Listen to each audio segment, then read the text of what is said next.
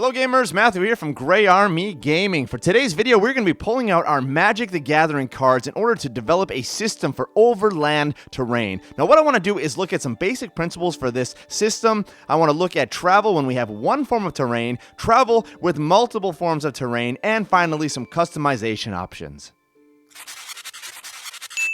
Ta-da! The first thing you want to do now is to go through all of your Magic cards and divide them up into three different kinds of cards. We have lands, we have creatures, and we have instants or sorcery. Once we have separated our cards into the respective card types, we can now go ahead and build our travel deck. We're going to use the example of 4 travel days. So let's start here by picking out our lands. Our lands will always be 5 times the number of days. So in this case, we are going to have 20 of these cards. Now with 20 of those, we're going to have 10 additional cards that we're going to divide evenly between our creatures and our instants and sorcery. So we will choose 5 of these cards and 5 of these cards at random for a total of 30 cards. Shuffle them all together, and that will be our 4 days of travel. With all 30 cards combined, let's go ahead and give our cards a good shuffle.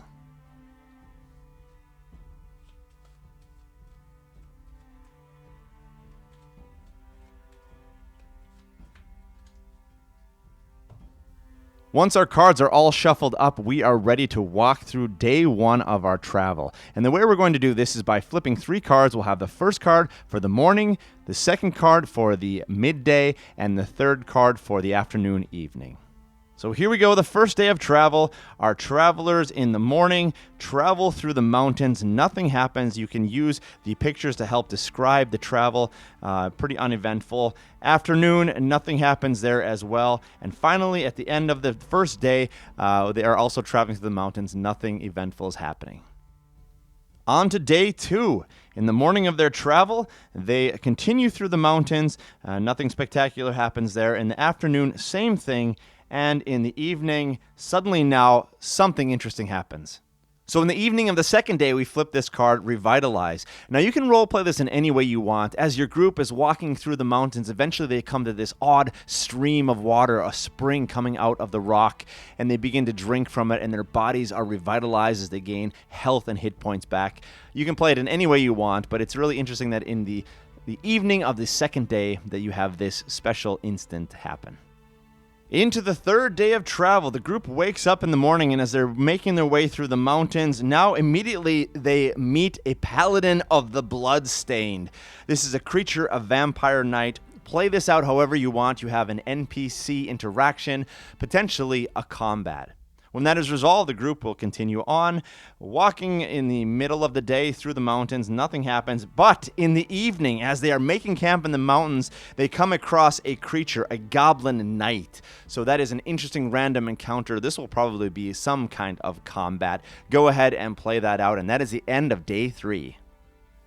And now on to the 4th and final day of travel. The morning begins uneventfully, continuing to make their way through the mountains, but at midday, suddenly the ether trade winds pick up. You can have some kind of windstorm. Something extremely interesting happens with the winds, perhaps even as they're crossing a bridge between a pass in the mountains.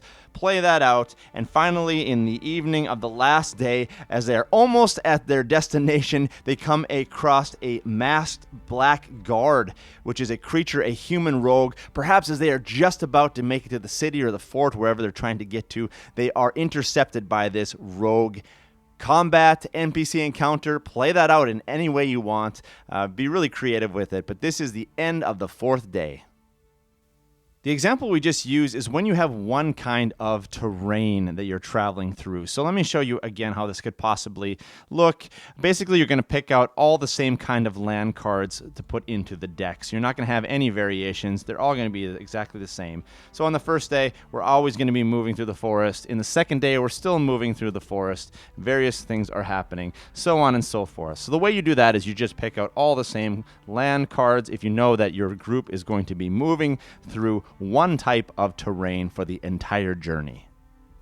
Another way to run the system is if you're going to have multiple kinds of terrain that can come up in the overland journey. In this case, let's get all of our mana cards from all the different types and lay them out. For this example, we're going to run a total of 5 days of travel, so we're going to put 5 cards in each of these 5 different types. For For this example now, I'm going to add 7 total creatures and 7 sorcery or instants to the deck. And let's go ahead and get a good shuffle of the deck.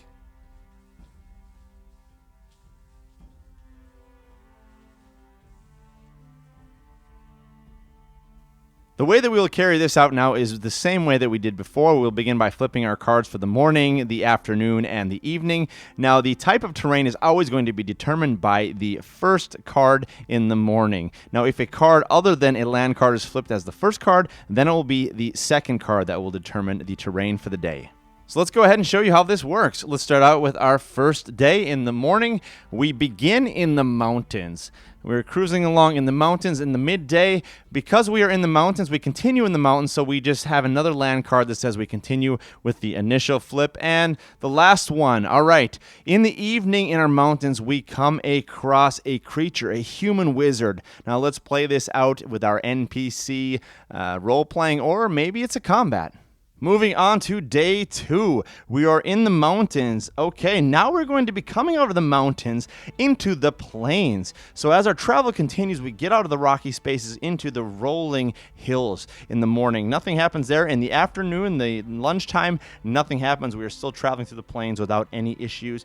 And in the third one, we are still traveling through the plains since this was our first card for the day. So basically, day 2 is an uneventful day of travel through the plains. Day 3 now, we are going to begin by flipping our first card. We are still in the plains, but now we have this befuddle card. So go ahead and look at the picture, read some of the instructions, and see how you want to use this as a random encounter, a random occurrence already in the morning. We are still in the plains, but eventually we come out of the plains and we come into the forest. Now this is the second card that we drew, but because the first one was a non-land card, we will then say, at this point at lunch, we move into the forest. Let's continue on in the forest. We will continue on the forest for the rest of that day, even into the evening.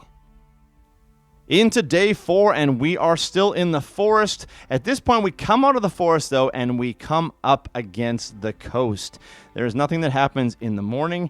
In the afternoon, though, as we are beginning to eat our lunch, or slightly thereafter, we are met by a creature, a tree folk druid, who comes out of the edge of the forest that is touching up against the coastline. NPC interaction or a combat, play that out, have some creativity. And that evening we continue on, and now there is suddenly a flood of water that happens. Play that out. Incredible, interesting narrative story element that you can contribute now to this 4th day of travel. 5th and final day of travel, we are still by the coast. Let's flip this over. Now we decide to leave the coast and we are into the forest at this point, back into the woods. Flip this over, and there is healing grace this instant. Maybe the group comes across some sort of mushroom or some sort of plant that they are able to consume that gives them some life. They regain some hit points.